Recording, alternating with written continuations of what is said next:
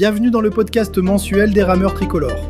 Ici, c'est toute la famille de l'Association des internationaux d'aviron qui se retrouve. Depuis 1893, rameuses et rameurs ont porté les couleurs de la France sur les bassins d'Europe, du monde et aux Jeux Olympiques. Cadres techniques, arbitres internationaux et supporters passionnés partagent aussi cette histoire. Vos dons font la différence. Chaque année, ils permettent d'aider concrètement les futurs talents de l'aviron français. Dans une nouvelle série d'articles célébrant certaines des finales olympiques et paralympiques les plus spectaculaires depuis 2000, Martin Cross, champion olympique en 4 avec barreur en 1984, journaliste et commentateur de l'aviron mondial, sélectionne les meilleures courses, revivant l'expérience avec les athlètes impliqués. En juillet 2021, pour son premier entretien, il est revenu sur la finale du 2 sans barreur des JO de Sydney avec nos champions français Jean-Christophe Rolland, Michel Andrieux et les battus de cette course, les Britanniques Greg Searle et Ed Coode. Cette finale du samedi 23 septembre 2000 est restée dans les mémoires pour l'audace et l'incroyable courage de l'équipage français. Quelques finales olympiques, comme celle du 4 masculin aux Jeux de 2004 à Athènes, deviennent emblématiques, car la course a été incroyablement serrée et la victoire des Britanniques sur les Canadiens est remarquable par un écart des plus faibles. D'autres, comme la finale du 2 barré à Barcelone en 1992, sont inoubliables du fait du fabuleux sprint final des Britanniques qui entraîna la remise en question de la domination italienne a priori indéboulonnable. La finale du pair or de Sydney est différente du fait principalement de la décision prise par la paire française en milieu de course. Dans un moment d'inspiration unique, d'un genre que l'on n'avait jamais vu avant et que l'on n'a plus vu depuis, ils ont commencé leur enlevage avant le panneau des 1000 mètres. Cette tactique a placé cette course dans un domaine à part. L'épreuve était jusque-là menée par l'impressionnante paire britannique de Greg Searle et Ed Coode. Les favoris britanniques non seulement ont perdu leur leadership, mais encore plus cruellement, ont dû renoncer à la moindre médaille, dépassés par les Américains et les Australiens. On a eu un gros stage sur la Gold Coast. C'était une paire spéciale. Nous avions des vitesses de bateau terribles en compétition là-bas. Nous estimions que nous étions la paire à battre au niveau mondial. Nous n'avons été associés que tardivement. Du coup, nous n'avons pas eu assez de temps dans cet armement. Nous étions en permanence à la recherche à la régularité. On a gagné à Henley, mais après, nous avons été incapables d'atteindre la finale à Lucerne. En ce qui nous concerne, nous avons été associés avec Michel un bon bout de temps, depuis 1991. Mais pour cette saison olympique, après avoir perdu derrière la paire yougoslave à Munich, nous étions inquiets sur le fait de pouvoir combler cet écart sur une période aussi courte. Pour autant, on a toujours eu comme but d'être au pic de forme pour l'objectif de l'année, que ce soit pour les championnats du monde ou pour les Jeux. Je me rappelle qu'au stage pré-olympique, nous nous attachions à rester dans notre bulle et à ne pas laisser la pression qui affectait notre entourage nous impacter. Ce sera la course la plus dure de notre vie, et ce qui fera la différence, ce sera le mental. Jusqu'où nous avons envie de gagner. On est parti en Australie, et on trouvait que nous avions un plan de course basique. Et c'est pourquoi, JC, tu nous as fichu en l'air avec quelque chose qui n'était pas une course basique. En finale, on a fait ce qui était normal et que nous réalisions assez bien. Je me rappelle qu'avant la course, j'avais des doutes sur notre vitesse en fin de course. À l'entraînement, on n'arrivait pas à nous détacher dans le dernier 500 de la paire des remplaçants. Et on était toujours distancé par le 4 fois féminin dans le dernier 500. Je me rappelle aussi avoir été inquiet quand vous reveniez sur nous en demi-finale.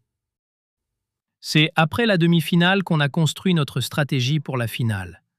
On savait qu'on ne mènerait pas depuis le départ, mais que l'on avait une bonne fin de course. L'avance que vous aviez en demi-finale était assez significative. On a fait ce qu'il fallait pour revenir, mais ça a été seulement sur les 2 derniers coups. On savait que pour la finale, vous partiriez de fait encore plus vite pour détenir le plus gros écart possible dans le final, et on avait décidé de ne pas vous laisser plus d'une longueur d'avance. Mais l'écart que vous aviez aux 500 mètres était déjà trop important et nous a imposé de réagir. Avec un recul de 20 ans, j'ai regardé de nouveau cette finale, la nuit dernière, et j'ai trouvé qu'on ramait plutôt bien. On aurait peut-être eu besoin d'un cycle olympique supplémentaire en paire or. Il n'y a pas beaucoup de cas de paires arrivant au jeu avec 6 mois d'existence et qui gagnent. Mais on avait pour but de gagner. On ne peut pas aller dans une finale olympique en pensant qu'on ne va pas gagner. Greg était champion olympique et j'étais champion du monde l'année précédente, et nos temps de référence à l'entraînement et en course étaient bons.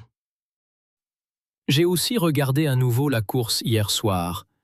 Et si vous regardez nos temps aux différents 500 avec 1 minute 35, 1 minute 40, 1 minute 40 et 1 minute 38, c'est plutôt beaucoup mieux que ce que nous avions prévu pour des conditions calmes. Si on a trébuché, c'est qu'il y avait une différence. Vous méritiez de gagner ce jour-là parce que vous avez fait quelque chose de réellement sidérant. Pendant le footing d'échauffement, j'ai dit à Michel « C'est la dernière fois que l'on court ensemble. On doit prendre des risques et provoquer quelque chose. On doit le faire maintenant. On savait qu'on ne pouvait pas vous prendre au départ, mais juste avant le passage à mi-course, vous aviez plus d'une longueur de jour d'avance. 2 secondes 07, je crois. Et de fait, c'était plus d'une longueur. Ce qui a entraîné l'accélération brutale qu'on a faite. Si vous aviez été un peu moins rapide dans le premier 1000, on n'aurait pas réagi comme ça. Donc, on a passé 30 coups. Et ça a été tellement efficace que Michel a juste dit « Continue !» Cette course a été différente des peut-être 200 précédentes que nous avions faites. Notre troisième 500 était toujours le plus lent. Et dans cette course, notre temps sur ce 500 a été le plus rapide. Sans précédent et atypique. En fait, on a pris la tête trop tôt. Mais une fois arrivé à ce stade, il est difficile de se calmer. Il a donc fallu gérer ça jusqu'à la fin de la course. Je me rappelle Jessé et Michel revenant sur nous si rapidement que ça nous a désarçonnés. Ils ont réalisé une course tactique de référence. C'est la chose dont nous n'avions pas besoin. Dans le dernier 500, il a juste fallu qu'on tienne. Avant la course, j'avais dit à Michel que ce serait la course la plus dure et redoutable de notre vie, et que ce qui ferait la différence avec nos rivaux serait le mental. Combien on avait envie de gagner. Pour aller plus loin que ce que nous aurions fait habituellement, on appellerait le nom de nos fils, qui étaient au bord du bassin. Victor, mon fils avait 14 mois à l'époque. J'étais complètement cuit, et je dois humblement avouer que c'est Michel criant « Pour Victor !» qui a créé le déclic et qui m'a porté jusqu'au dernier coup de pelle. Si on a trébuché, c'est qu'il y avait une différence. Vous méritiez de gagner ce jour-là parce que vous avez fait quelque chose de réellement sidérant. Dans les mauvais moments, je pense que réellement on aurait dû avoir la médaille d'argent. Je ne pensais pas qu'on devait perdre en face des Australiens et des Américains.